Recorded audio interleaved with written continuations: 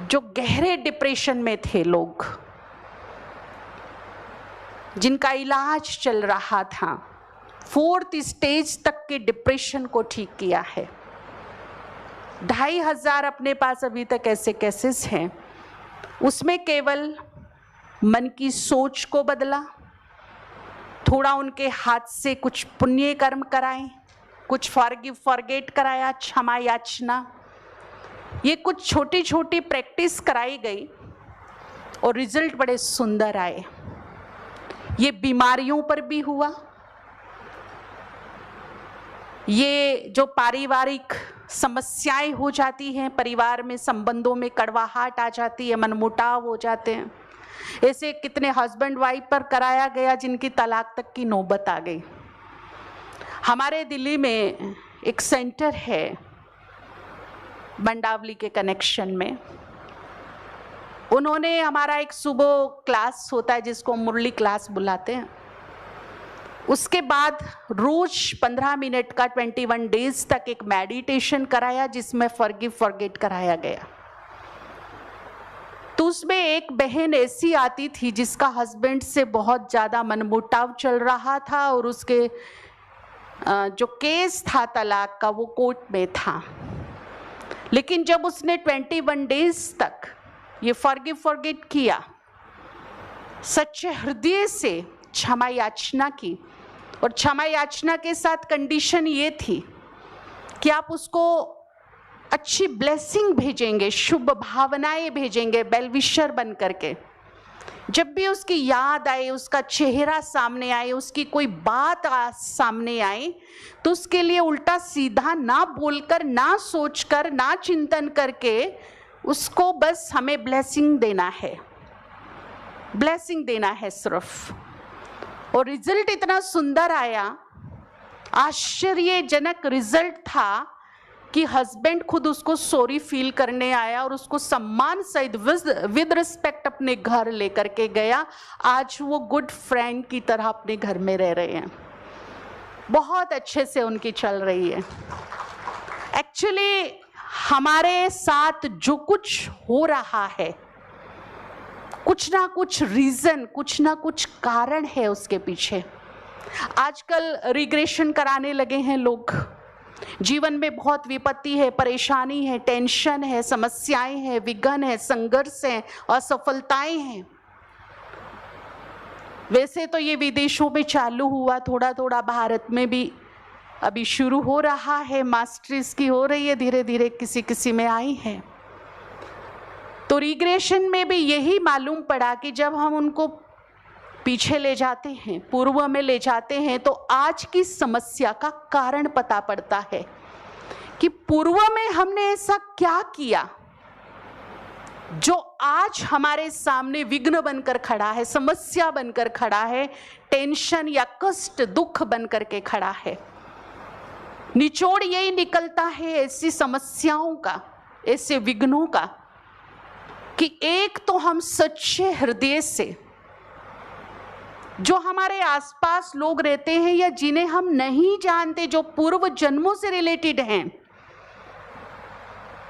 तो कुछ समय, 1 महीना, 2 महीना, 3 महीना, 5 मिनट निकालकर शांति से भगवान के सामने बैठकर उसको साक्षी रखते हुए अपनी भूलों को एक्सेप्ट करूं मैं। जो भी जाने अनजाने में मेरे से भूल चूक हुई है इस जन्म में या पूर्व जन्मों में, सच्चे हृदय से क्षमा याचना। एक क्षमा याचना ही ऐसी बचता है हमारे यहाँ, जो हमारी सजाओं को, हमारे कष्टों को, हमारे दुखों को, हमारी तकलीफों को, विघ्नों को कम कर सकता है। और हमने ये कराए, और कराए तो बहुत सुंदर रिजल्ट्स आए। एक बहुत सुंदर मुझे अनुभव याद आ रहा है, बहुत साल पहले की बात है। आसाम में जाना हुआ, उस साइड में, वहाँ एक परिवार था, एक माता जो लगभग 11 साल से बहुत ज़्यादा डिप्रेशन का शिकार थी, यूँ समझ लीजिए आधी पागल। ज्यादातर वो सोई रहती थी, ज्यादा डिस्टर्ब होती थी, इंजेक्शन देते थे, पिल्स देते थे, सुला देते थे। तोड़ फोड़ करना, सामान उठा के इधर से उधर फेंक देना, बहुत ज्यादा इरिटेट होना, परिवार पर गुस्सा निकालना, बहुत डिस्टर्ब हो गया था। स्वर्ग जैसा परिवार नरक बन गया उनका। किसी ने बताया कि ब्रह्मा कुमारी आश्रम में डिप्रेशन का इलाज किया जाता है, तो वो लेकर आई। परंतु उस बहन की कंडीशन ऐसी थी कि उसे हम ज्ञान नहीं सुना सकते थे और वो सुन नहीं सकती थी, इतनी हालत उनकी खराब थी। फिर भी लकीली वहां पर जो अभी आपके बीच में आएंगे, सूरज भाई वहां पर थे उस टाइम पर। तो जो हमारी सेंटर इंचार्ज बहन थी, उन्होंने भाई जी से बात की कि कभी ये लेक्चरर हुआ करती थी, आज इसकी ये कंडीशन है, तो आप थोड़ा इनसे मिलोगे। तो हमारे भाई जी उनसे मिले, उनकी काउंसलिंग की। काउंसलिंग करने का एक ही मकसद था कि मैं इन्हें 11 साल पीछे लेके जाऊं। 11 साल पहले इनके साथ ऐसा क्या हुआ था जो आज इनकी ये मानसिक स्थिति हो गई है। डॉक्टर पर डॉक्टर बदल रहे हैं, हाई से हाई डोज दी जा रही है, लेकिन मानसिक स्थिति ठीक नहीं हो रही है। बहुत मुश्किल काम था, लेकिन कामयाब हो गए। इस तरह से बातों में उलझाया, लगाया, क्वेश्चन पूछे प्रेम से, प्यार से, और धीरे धीरे धीरे धीरे वो 11 साल के पीछे चली गई। तब उसने बताया कि मेरे को 3 बेटी हैं। जब चौथा बच्चा गर्भ में था तो मैं बहुत इरिटेट रहने लगी। मेरी नींद, भूख, चैन, सुख सब खत्म हो गया। एक अजीब सी बेचैनी मुझे फील होने लगी। कुछ समय के बाद बच्चा जन्मा, बेटा बनकर। 3 बेटी हैं, एक बेटा आया है। घर में खुशी का माहौल, माँ को विशेष होना चाहिए, लेकिन खुशी नहीं हुई। जैसे ही बेटे का मुख दिखाया,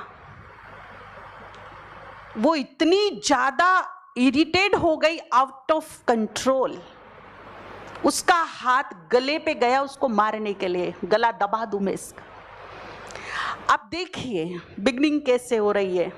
जो अभी आया है मेहमान नन्ना, जिसकी अभी कुछ ही क्षण की आयु है, आधा घंटे का, 1 घंटे का भी हुआ होगा मुश्किल से, उसके लिए मन में ऐसा मां के आना कि मैं इसे मार डालूं।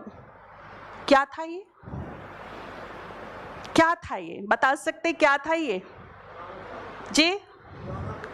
और ऐसे केसेस हमारे पास बहुत सारे आ गए हैं, बहुत सारे केसेस। अभी एक जम्मू से केस आया, उसका बेटा है जो थोड़ा डल है दिमाग से। कितनी बार उसको लगता है, प्रयास भी कर चुकी कि मैं इसको मार दूं, लेकिन मार नहीं पाई। जो माँ बेटे का बहुत स्वीट रिश्ता होना चाहिए था, उसमें इतनी कड़वाहट कि एक माँ का हाथ सीधा गले पे पहुंच रहा है, मैं इसको दबा दूं। कितनी बार उसको लगा, झुंझल आई, इसको इतनी इरिटेशन आई कि मैं इसको खत्म कर दूं, लेकिन रोक लिया गया। परिवार ने रोका, उसको सुनाया भी गया कुछ उल्टा सीधा। अच्छा, ये उसके डिप्रेशन का रीजन है, और इलाज किसका हो रहा है? ब्रेन का, जबकि इसमें ब्रेन का कोई लेना देना है ही नहीं। इलाज ब्रेन का हो रहा है। रीजन था कि जो आत्मा बेटा बनकर के उसके घर में आई है, पूर्व जन्म में उससे क्लोजिंग अच्छी नहीं हुई, बहुत ही कड़ी क्लोजिंग थी, और कर्म गति, कर्म सिद्धांत के अनुसार वो बेटा बनकर जन्मा उसके घर में। विडंबना देखिए कि ना तो दूर हो सकती, ना पास रख सकती। सुख चैन उसी दिन से खत्म हो गया जिस दिन से वो आत्मा उसके गर्भ में प्रवेश की थी। उसका जीना हराम हो गया। तो इससे एक तो ये सिद्ध होता है कि हम कर्म गति से नहीं बच सकते। जैसा जो कर रहा है उसका परिणाम आज नहीं तो कल विद पनिशमेंट उसको देना ही होगा। तो हम सावधान हो जाएं। मोदी जी ने 2016 में नोटबंदी की थी। लगभग 8 बजे अनाउंसमेंट हुआ कि 500,000 के नोट बंद, कोई मार्जिन नहीं। नेक्स्ट डे सैटरडे और संडे था, बैंक बंद रहेंगे, चेंज कराने की कुछ मार्जिन दी थी। काले धन पर वार किया था बहुत बड़ा। और मैं आपको बताऊं, जिसके पास 1500-2000 रुपये भी थे ना, ऐसी बहनें माताएं भी थी, उन्हें पूरी रात नींद नहीं आई थी। क्या होगा मेरे 2000 का, कैसे बदलूंगी, कहाँ बदलूंगी, इतनी मुश्किल से छुपा करके तो रखे थे ये मैंने। अब मैं तो कहीं जा नहीं सकती, घर वालों को बताना पड़ेंगे। वो अच्छा तू भी रखती है।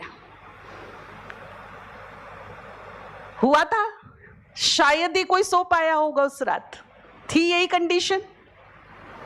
यहां की गवर्नमेंट ने काले धन पर एक वार किया था। ऊपर वाली गवर्नमेंट जिस दिन काले कर्मों पर वार करेगी ना, हमें 1 सेकंड की मार्जिन नहीं मिलेगी, 1 सेकंड की भी नहीं मिलेगी।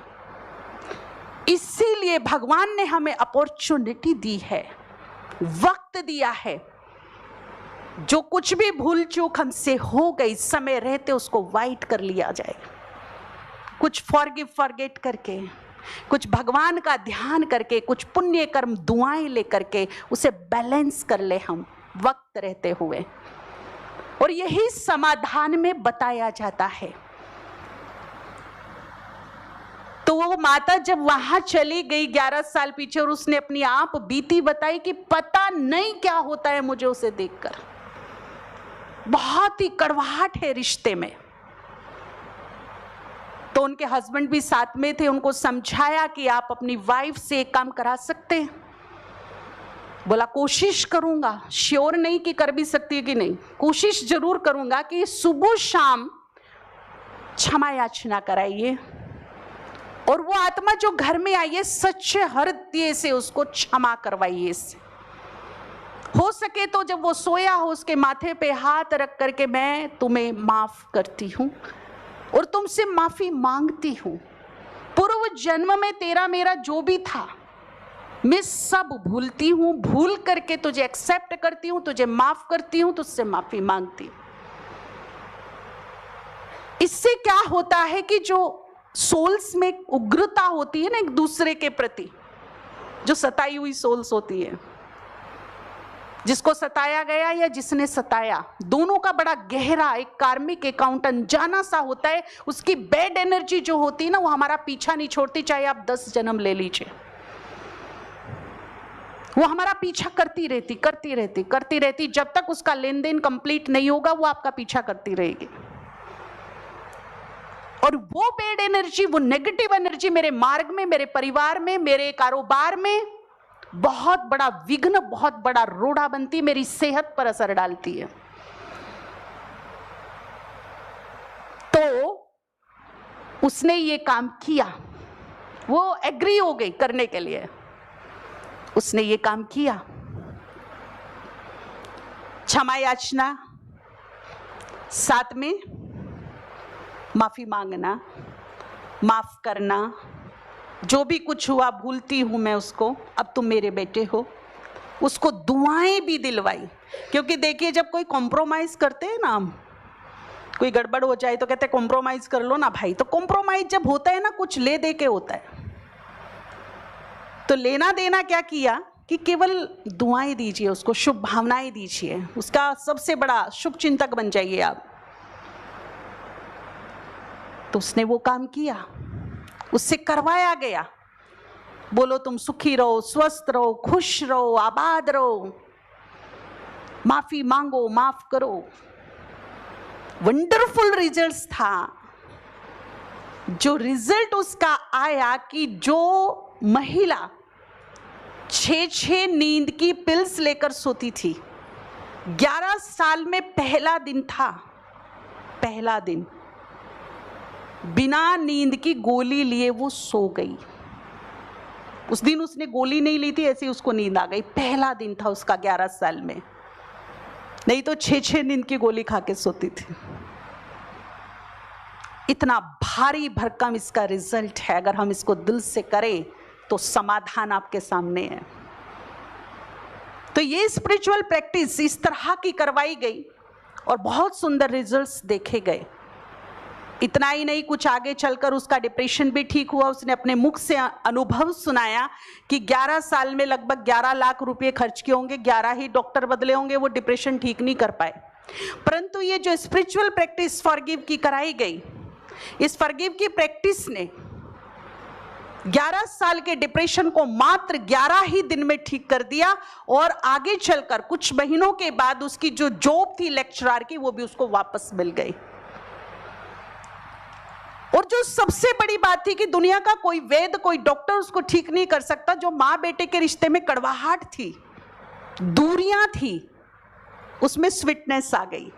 आज वो अपने बच्चे को गोद में भी उठाती है, उसको प्यार भी करती है, प्यार से खिलाती भी है, उसके सर पे हाथ भी रखती है, बेटा भी उसको गले लगता है प्रेम से, बड़ा हो गया अभी तो।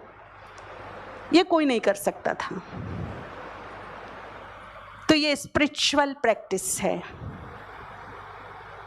ऐसे ही कुछ समाधान में सबकॉन्शियस माइंड की, संकल्प शक्ति की, योग की और पुण्य कर्मों का भी विशेष ध्यान रखा गया। और इसके भी बहुत खूबसूरत रिजल्ट्स आए, जो आगे भी इसके ऊपर चर्चा होगी। बहुत सुंदर।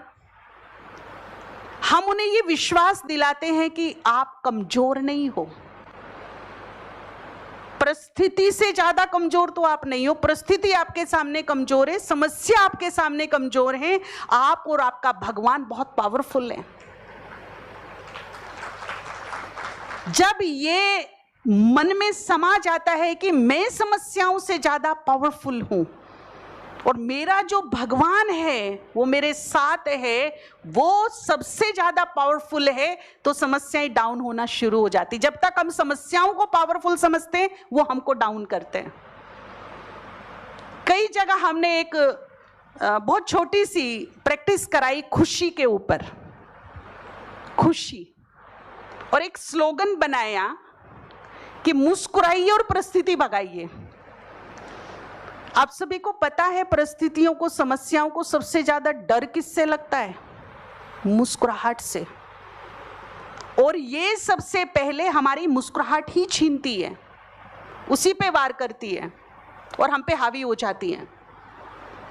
चाहे समस्या कैसी भी है, बस अपनी खुशी मत छोड़िए, खुशी मत छोड़िए। अगर हमने खुशी अपनी नहीं छोड़ी तो समस्याओं को छोड़ के जाना ही पड़ेगा। ये दावा, ये चैलेंज है, वो जाएंगी ही। तो याद रखेंगे कि मेरी मुस्कुराहट से समस्याओं को और परिस्थितियों को डर लगता है। कई लोग तो कहते हैं हमें तो समस्याओं से इतना डर लगता है, कोई ऐसी जगह, कोई ऐसा स्थान बताओ जहां समस्या ना हो। बहुत समस्या है लाइफ में। कुछ चीजों को हमें एक्सेप्ट करना पड़ेगा। जो चीजें हम एक्सेप्ट कर लेते हैं ना, तो वो ज्यादा मुश्किल नहीं लगती, मुश्किल नहीं लगती, उसे हम इजीली फेस कर लेते हैं। कुछ चीजें हैं जो हमारे हाथ में हैं, उसे हम ठीक कर सकते हैं, हमारा प्रयास ठीक कर सकता है, हमारी कोशिश ठीक कर सकती है। परंतु कुछ चीजें ऐसी भी हैं जो हमारे हाथ में नहीं है, उन्हें हमें एक्सेप्ट करना होता है। और समझदारी इसी में है कि हम समय रहते स्वीकार कर लें।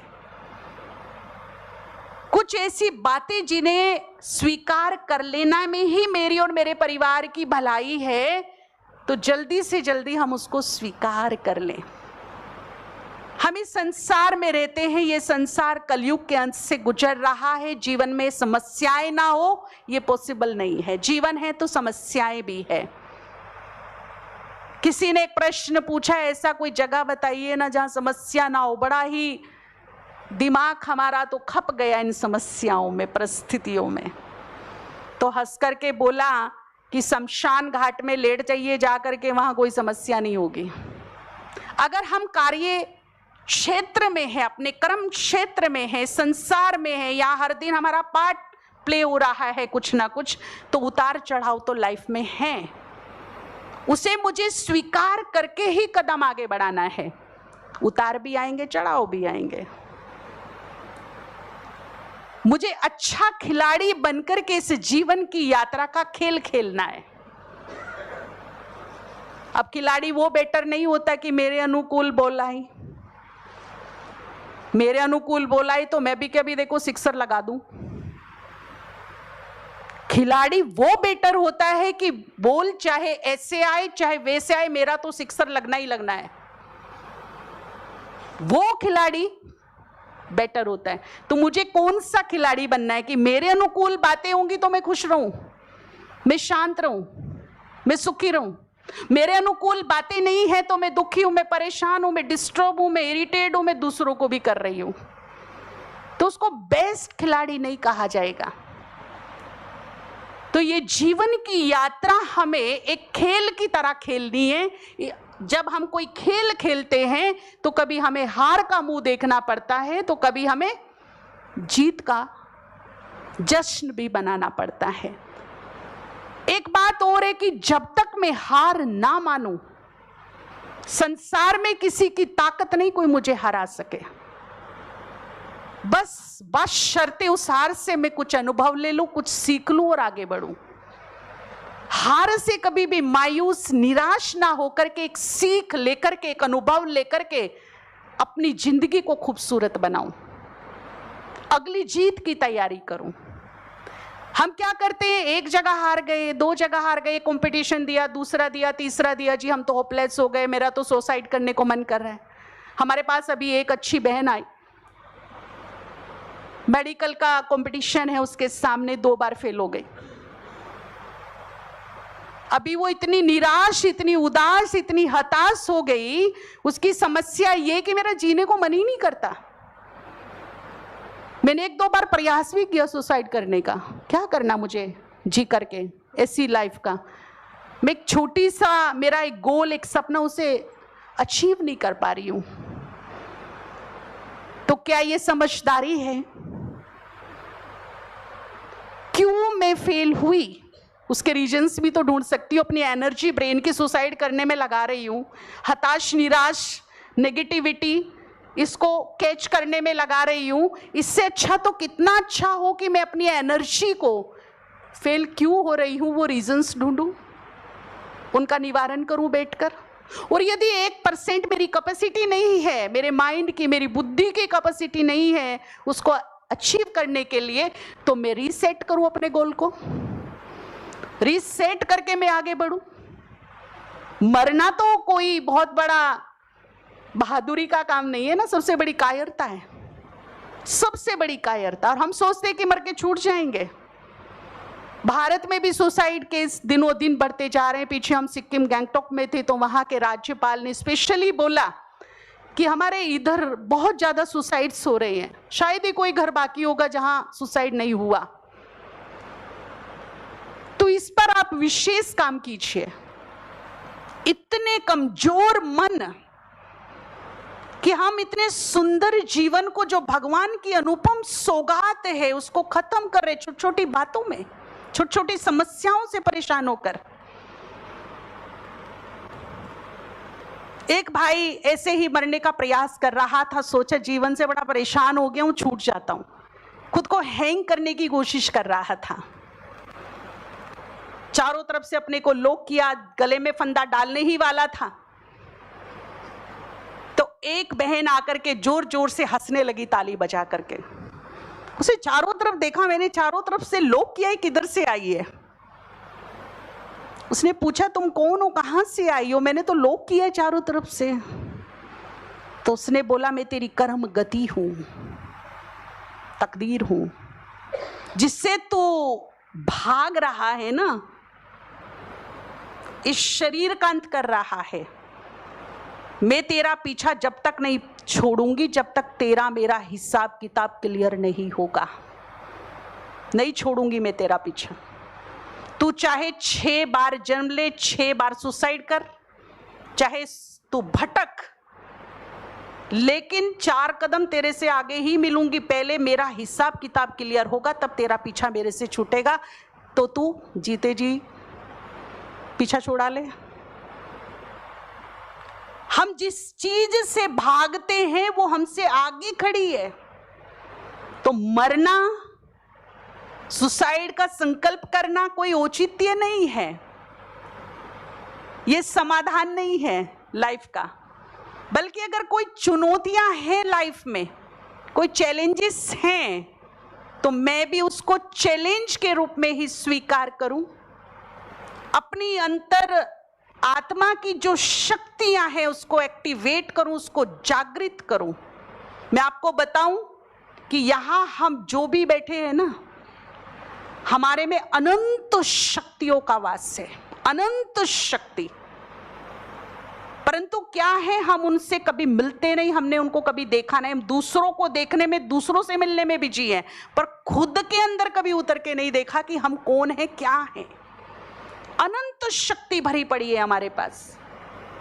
ब्रह्मा कुमारी ईश्वरीय विश्वविद्यालय में जो राजयोग सिखाया जाता है वो हमारी आंतरिक शक्तियों को ही जागृत करने का, एक्टिवेट करने का काम कर रहा है, हमारे मन के बल को मजबूत बनाने का काम कर रहा है। तो थोड़ा सा वक्त अपने अंदर की यात्रा कीजिए, अपने से मिलिए, अपनी शक्तियों से हाय हेलो कीजिए, उन्हें जानिए, पहचानिए, उनको एक्टिवेट कीजिए, उनको आवाज लगाइए। फिर दुनिया में कोई भी ऐसी समस्या नहीं जो आप पर भारी पड़ सके, क्योंकि इतनी अनंत शक्ति भगवान ने यहां पर भर के रखी है। एक बार देवताओं में चर्चा हुई कि हमारे पास बहुत ज्यादा शक्तियां हैं और मनुष्य बहुत बुद्धिमान है धरती पर। अगर उन्हें मालूम पड़ गया तो वो हमें कहीं भी खोज निकालेंगे और हमसे ले जाएंगे, इसीलिए इनको छुपाने का काम किया जाए। तो आपस में बातचीत हो रही थी कि सागर में छुपाएंगे, पाताल में तो वहां भी जाएंगे, आकाश में छुपाएंगे तो मनुष्य इतना बुद्धिमान है वहां भी पहुंचेगा। तो छुपाए कहां? तो किसी ने कहा कि मनुष्य के मन के अंदर ही ये शक्तियां छुपा दी जाए, वो पाताल में जाएगा, आकाश में जाएगा, पर्वत पर जाएगा, हिमालय पर जाएगा, अपने अंदर कभी नहीं जाएगा। इसीलिए सबसे बढ़िया जो स्थान है छुपाने का वो उसका मन है। तो असीम शक्तियों का वास है मेरा मन। तो ये शक्तियां किस तरह से एक्टिवेट करनी है, किस तरह से इस पे वर्क करना है, हमारे बीच में सूरज भाई जी पहुंच गए हैं। आगे का कंटिन्यू ये सेशन रहेगा। बहुत बहुत शुक्रिया। आप सभी सुखी रहें, स्वस्थ रहें, निरोग रहें, खुश रहें। बहुत बहुत धन्यवाद। ओम शांति।